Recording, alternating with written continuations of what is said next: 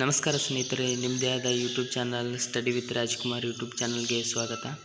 ಇವತ್ತು ನಾವು 10ನೇ ತರಗತಿಯ ಇಂಗ್ಲೀಷ್ನಲ್ಲಿನ 1ನೇ ಪದ್ಯವಾದಂತಹ ಗ್ರ್ಯಾಂಡ್ಮಾ ಕ್ಲೈಮ್ಸ್ ಎ ಟ್ರೀ ಸಮರಿಯನ್ನು ನೋಡ್ತಾ ಹೋಗೋಣ.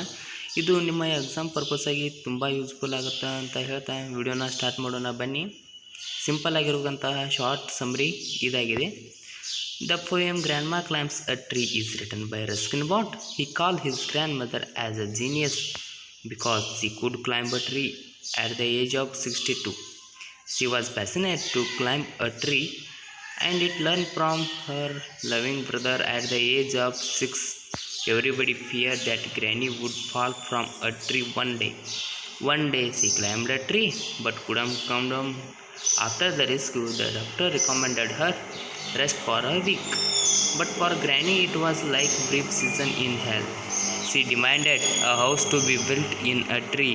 The poet's father, who was dutiful, fulfilled his mother's wish, so that Granny moved up and enjoyed as her wish.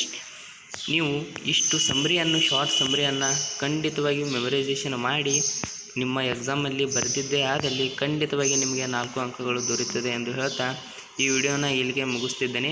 ನಮ್ಮ video ನಿಮಗೆ ಇಷ್ಟ ಆಗಿದ್ದರೆ ಲೈಕ್ ಮಾಡಿ, ಶೇರ್ ಮಾಡಿ, ಸಬ್ಸ್ಕ್ರೈಬ್ ಮಾಡಿ ಮತ್ತು ನಿಮಗೆ ಮುಂದಿನ ವಿಡಿಯೋಗಳು ಬೇಕೆಂದರೆ ನಮ್ಮ ಚಾನಲ್ಗೆ ಕಮೆಂಟನ್ನು ಮಾಡಿ ಎಂದು ಹೇಳ್ತಾ ವಿಡಿಯೋನ ಇಲ್ಲಿಗೆ ಮುಗಿಸ್ತಿದ್ದೇನೆ. Bye bye, take care, be study and get good marks.